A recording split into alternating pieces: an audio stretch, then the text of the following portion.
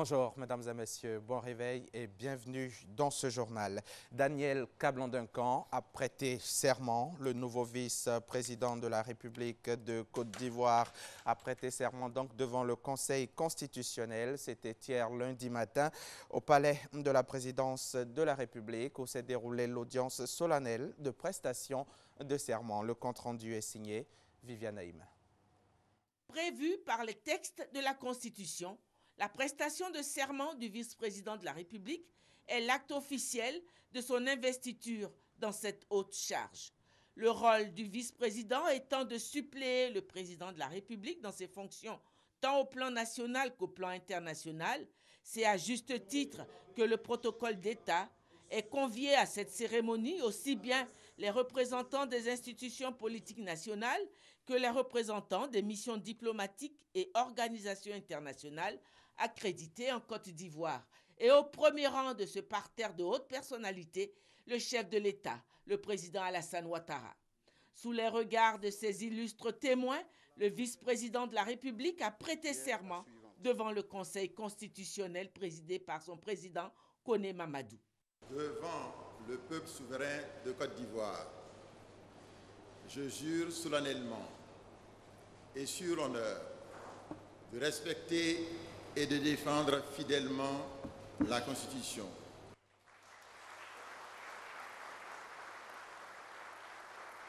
Investi désormais vice-président de la République de manière pleine et entière, Daniel Kablan-Duncan a adressé ses premiers mots à l'endroit du président de la République Alassane Ouattara, à qui il a exprimé sa reconnaissance, sa loyauté et son total dévouement à accomplir la nouvelle mission qui vient de lui être confiée. Excellence, Monsieur le Président de la République, permettez-moi de vous traduire l'expression renouvelée de mon infinie reconnaissance. C'est un sentiment de très profonde gratitude qui m'habite. Je voudrais également vous traduire ma grande fierté de servir sous la haute égide du grand homme d'État que vous êtes. Vous, le grand bâtisseur, plein de détermination et d'abnégation. Vous, l'homme d'action et de devoir, dont le leadership est unanimement reconnu non seulement en Afrique, mais aussi dans le monde. C'est bien votre bel exemple que nous essayons modestement de suivre.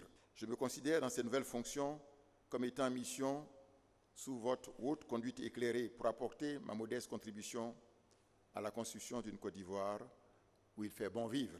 Je voudrais vous réaffirmer mon engagement et ma détermination à servir la Côte d'Ivoire suivant les orientations et les instructions qu'il vous plaira de me donner.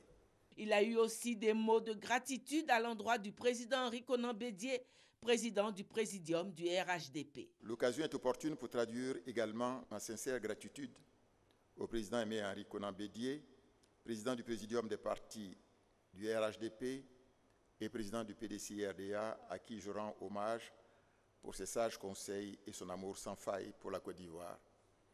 Je me réjouis de sa parfaite convergence de vues avec votre Excellence, Monsieur le Président de la République, sur les grandes questions de la nation ivoirienne.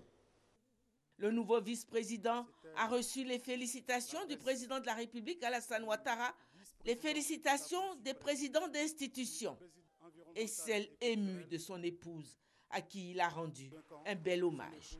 La cérémonie ne serait pas complète sans le cérémonial des honneurs militaires.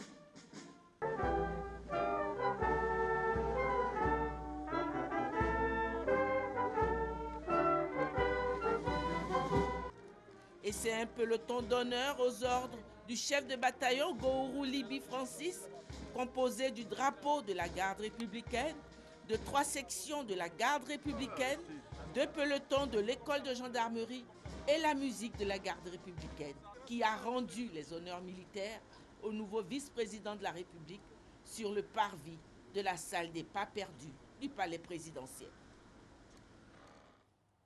Annoncée du 9 au 13 janvier dernier, la grève observée par les organisations syndicales des fonctionnaires est reconduite du 16 au 20 janvier prochain. Hier, lundi, il n'y a pas eu cours dans plusieurs établissements scolaires. Des élèves ont exprimé leur mécontentement devant la Tour D au plateau. Ils réclament la reprise des cours. Dans certaines administrations visitées, des agents sont à leur poste. Aux urgences du CHU de Cocody, par exemple, le service minimum est assuré. Le reportage est signé Konaté Moussa. Cas de ramassage stationné devant le lycée classique d'Abidjan. Des élèves prêts à embarquer. Déjà le retour à la maison alors qu'il est à peine 10 h ce lundi. Je suis venu la semaine passée, on nous a dit qu'il n'y avait pas cours. Je suis venu, les professeurs ne sont pas venus, il n'y avait pas cours aussi. Donc je suis allé jouer de basket, j'ai fini de jouer, je m'en vais à la maison. Les professeurs ne sont pas là, ils sont en grève. Si nous avons fait une semaine étant à la maison et cela ne nous arrange pas. Donc nous étions à la maison, on a révisé quelques cours. Ils nous ont dit qu'aujourd'hui, les cours allaient répondre. Maintenant, ce n'est pas ce que nous constatons. Les grèves, ça ne nous arrange pas. Assez de grèves, ça ne nous arrange pas parce que nous sommes en terminale. On doit vite finir les programmes pour pouvoir aborder, je peux dire, affronter l'examen. Plusieurs établissements sont restés fermés. Conséquence, des élèves mécontents envahissent l'esplanade de la Tour D, au plateau. Ils réclament la reprise des cours. Une manifestation dispersée par la police. Dans d'autres communes, à Koumassi, Makori, Cocody, Riviera, des groupes d'élèves ont empêché les cours dans les écoles privées. On nous a délogés, on dit à la grève. Pendant ce temps, dans certaines administrations publiques, des agents sont à leur poste, comme ici, à la Direction générale des impôts. Au CHU de Cocody, le service des urgences ne désemplit pas. J'ai envoyé ma femme à l'hôpital ici. Côté urgence, en tout cas, ça fonctionne. La santé, on doit toujours travailler pour ceux qui sont malades. Si à la grève, il faut qu'on vienne travailler pour les malades. C'est mon fils qui est malade, c'est pour ça qu'on est ici aujourd'hui. Tous les docteurs sont là. Le matin, il fait va-vient chez nous. Il s'occupe des enfants bien, on nous donne ordonnance. On va à la pharmacie, la pharmacie est ouverte. Donc, Dieu merci. La grève des fonctionnaires observée la semaine dernière du 9 au 13 janvier 2017 est reconduite du 16 au 20 janvier. Si le service minimum est assuré dans les centres hospitaliers, le secteur de l'éducation semble être le plus affecté par cet arrêt de travail. La coordination des syndicats de la fonction publique, COSIFOP, se désolidarise du mouvement de grève entamé par les différents syndicats de la fonction publique depuis la semaine dernière, qui a été reconduite encore cette semaine. Selon la porte-parole de la COSIFOP, sa coordination n'est pas signataire du mot d'ordre de grève. Par conséquent, elle souhaite que les autres syndicats la laissent vaquer tranquillement à ses activités. Elle invite d'ailleurs ses camarades à privilégier le dialogue afin de faire des propositions constructives. Ces informations ont été données au cours d'une rencontre qu'elle a eue hier lundi avec la ministre de l'Éducation nationale, de l'enseignement technique et de la formation professionnelle. La coordination des syndicats de la fonction publique COSIFOP n'est pas d'accord avec le mouvement de grève entamé depuis la semaine dernière par plusieurs syndicats de fonctionnaires. Selon Maïmouna Kangouté, porte-parole de la COSIFOP, sa coordination n'est pas signataire du mot d'ordre de grève. Par conséquent, elle souhaite que ces syndiqués ne soient pas empêchés de regagner leurs différents services. Nous qui ne sommes pas signataires des mots d'ordre de grève, on nous contraint à rester chez nous, on nous contraint à ne pas travailler. Et nous disons que c'est injuste. Nous sommes tous des syndicalistes et nous savons que pour aller en grève, il faut être signataire des mots d'ordre de grève. Nous ne le sommes pas et nous souhaitons pouvoir continuer à travailler, pouvoir continuer justement à occuper nos postes. Maïmouna Kangouté affirme aussi que la réforme de la retraite, objet de ce mouvement de grève, n'est pas mauvaise en soi. Elle propose cependant que les points conflictuels fassent l'objet d'échanges. Nous ne sommes pas pour le retrait de l'ordonnance 2012, pour la simple raison que c'est grâce à cette ordonnance-là que nous avons pu avoir le déblocage de nos salaires. C'est grâce à cette réforme que le veuf aujourd'hui peut avoir droit à une pension de réversion. C'est grâce à cela aussi que l'âge de la retraite a été repoussé à 60 ans, voire 65 ans pour d'autres. Il faut rester raisonnable. Ce n'est qu'autour de la table qu'on peut faire des propositions. Ce n'est qu'autour d'une table de discussion qu'on peut améliorer nos conditions. Au cours de cette rencontre avec la coordination des syndicats de la fonction publique, Kandia Kamara, qui avait à ses côtés le secrétaire d'État chargé de l'enseignement technique et de la formation professionnelle, a invité les grévistes à privilégier le dialogue. Le gouvernement est toujours ouvert à la discussion, au dialogue, à la négociation. en ce qui concerne le secteur éducation-formation, nous demandons à tous les enseignants de reprendre le chemin de l'école. Chaque arrêt, donc chaque jour de grève est préjudiciable non seulement aux enfants, mais aussi pour le pays. Cette grève des syndicats de la fonction publique a provoqué ce lundi 16 janvier un mouvement de colère des élèves à Abidjan et dans plusieurs villes du pays. La COSIFOP, groupement syndical de 29 syndicats qui a vu le jour le 5 janvier 2017, entend privilégier le dialogue dans ces différentes revendications afin d'apaiser le climat social. Reportage signé Herman Niamien. Et cette grève des fonctionnaires qui dure déjà depuis quelques jours engendre aussi des conséquences dans le système sanitaire. Le DG, directeur général de la santé, dresse ici le bilan de la semaine dernière. C'est au micro de Sita Soro. Les fonctionnaires de Côte d'Ivoire sont rentrés en grève conformément aux dispositions légales en vigueur. Cependant, il convient de préciser que sur les 14 syndicats du secteur de la santé, 3 sont signataires du mot d'ordre de grève lancé par la plateforme nationale des organisations professionnelles du secteur public de Côte d'Ivoire. Suite à cette grève, le taux d'observance de la grève concernant les structures sanitaires hors établissements publics nationaux sur l'ensemble du territoire est en moyenne de 44,25%, avec un service minimum dans toutes les structures où le mot d'ordre de grève est suivi partiellement ou totalement. 3 régions sanitaires n'ont pas suivi le mot d'ordre de grève. 5 régions ont un taux de suivi inférieur à 50% et 12 régions ont un taux de suivi supérieur à 50%.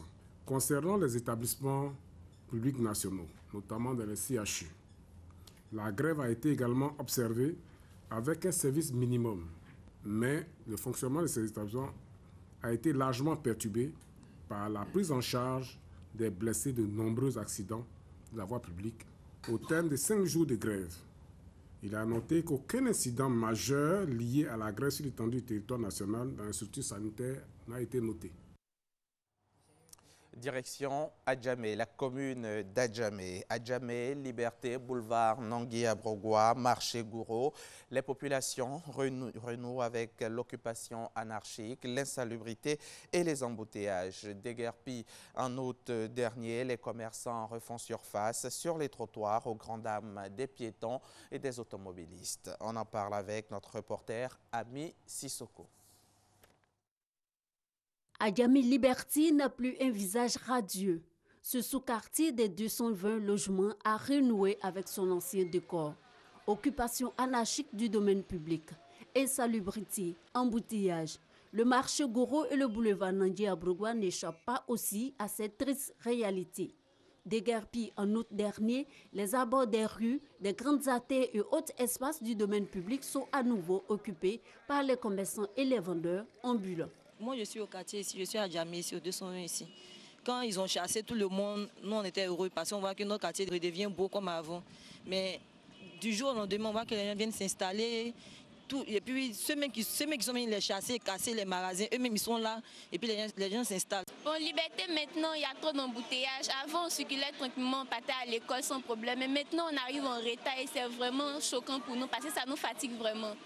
Je viens du plateau comme ça. Avant de partir, c'était de l'embouteillage. On ne peut même pas y arriver tôt. Ces commerçants encombrant les chaussées sont aussi bien conscients que leur présence dérange. Nous on sait ici que l'endroit ça ne nous appartient pas. Ici là, à cité là. C'est vrai, ça ne les arrange pas, mais on va faire comment? On est coincé.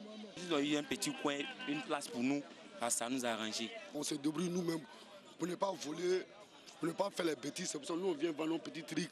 Quand du commerce, là, c'est où il y a foule, ça marche. Ici, au moins, là, beaucoup d'hommes passent. Si on fait petit baraque, même là, ils viennent nous chasser. Les salubrités viennent ramasser nos baraques. Sincèrement, nous, on est fatigués de ça. Au moins, s'il y a une solution, ils doivent nous donner, puis nous, on fait ça. C'est notre hangar qui était ici avant. Ils sont venus casser. Ils vont nous donner, ils vont construire pour nous donner. Après, on assis, on attend, et n'a qu'à nous donner, ils ne veulent pas nous donner. On paye bien, on paye pas tant. À la mairie. Faut-il pour autant les laisser là sur place et ne pas prélever les taxes, tout en sachant très bien qu'ils font de la concurrence? Relever les taxes avec ces femmes-là ne veut aucunement pas dire que nous validons leur présence. Nous les amenons obligatoirement à participer à la croissance de notre assiette fiscale en attendant que nous prenions des mesures qu'elles partent.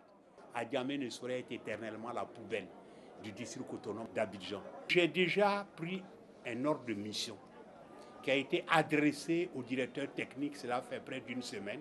Adjamé va agir et dans les 48 heures qui suivent, je puis vous promettre qu'une action sera menée et que cette action doit être pérennisée afin que réellement nous puissions vivre dans un environnement beaucoup plus sain et beaucoup plus prospère. L'occupation des trottoirs, des carrefours avec pour conséquence le rétrécissement de la chaussée oblige conducteurs et piétons à lutter pour se frayer un chemin. De passage, les voyous arrachent les portefeuilles puisque la chaussée est restreinte. Donc c'est par là que je m'inquiète. Les vendeurs sont venus jouant sur la route. Bon, les camions doivent passer, les véhicules doivent passer, la population est sur la route. Tout ça, ça crée un embouteillage. Donc on n'arrive pas à garer. Tu es obligé de garer au milieu de la route pour prendre passager. Pour entrer à Adjamé, là, ce n'est pas facile. Adjamé, par liberté, pour mosquée du forum, ce n'est pas facile. Quand tu apprends la voie de Sotra aussi, on donne pas 22 500 quoi de ça. L'opération de déguerpissement des domaines publics occupés anarchiquement, entrepris par le ministère de la Salubrité il y a 6 mois, n'a pas encore atteint le résultat escompté. Selon les populations, les décisions de déguerpissement devraient être accompagnées de mesures de répression après sensibilisation. Ils n'ont pas pris vraie décision. S'ils ont pris vraie décision, il ne faut pas les encaisser l'argent, il faut les quitter. Mais chacun mange à côté de là. Non, on n'a qu'à les enlever. Il ne faut plus venir ici. Là, ça va nous tous arranger. La place est au marché, voilà, au marché est vide. Comme à Djamé, la plupart des communes du district d'Abidjan n'échappent pas au retour illégal des vendeurs sur le domaine public. L'actualité internationale en bref, c'est une médiation de la dernière chance que le Maroc tente auprès de Yahya Jammeh après l'échec de l'initiative du Nigeria et de la CEDEAO pour convaincre le président gambien de céder le pouvoir. Le ministre délégué aux Affaires étrangères Nasser Bourita est en Gambie depuis plusieurs jours. Le Maroc accepte de recevoir Jammeh en exil au cas où il accepterait les résultats des élections. Pendant ce temps, à Banjul, la Cour suprême n'a pas pu, hier lundi, étudier le recours déposé par Yahya Jammeh pour l'annulation de la cérémonie d'investiture. Au Mali, les enseignants du secondaire des régions du Nord refusent d'organiser les évaluations qui doivent avoir lieu dans le courant de cette semaine, du lundi 16 janvier. Les professeurs demandent notamment des primes de risque. Un bras de fer est engagé depuis plusieurs mois avec les autorités. Aujourd'hui, les enseignants refusent donc de noter les élèves pour donner de l'ampleur à leur mouvement. La police turque a arrêté hier soir à Istanbul l'homme qui a tué 39 personnes dans une discothèque de la plus grande ville du pays la nuit du Nouvel An. L'auteur de ce massacre revendiqué par l'EI, le groupe État islamique, a été retrouvé avec son fils de 4 ans dans un appartement du quartier Istanbuliyot des Saint-Yourt au cours d'une opération policière. Un peu de foot dans ce journal. Parlons CAN 2017. Ce mardi 17 janvier à 16h, le Ghana affrontera l'Ouganda à Port-Gentil pour le compte du groupe D. Et à 19h, le Mali et l'Égypte s'affronteront toujours à Port-Gentil dans le groupe D. Et maintenant, pour terminer, vous allez le voir en images. Hier, la Côte d'Ivoire et le Togo n'ont pas pu se départager. Les tenants du titre ont été tenus en échec par le Togo. 0 but partout. La RD Congo, elle, a battu le Maroc. 1-0. Voilà, c'est la fin de ce journal. Merci de l'avoir suivi. Bonne suite de programme en compagnie de Marco et Eva. Oui, merci beaucoup. Hamza, Marco vous dit merci.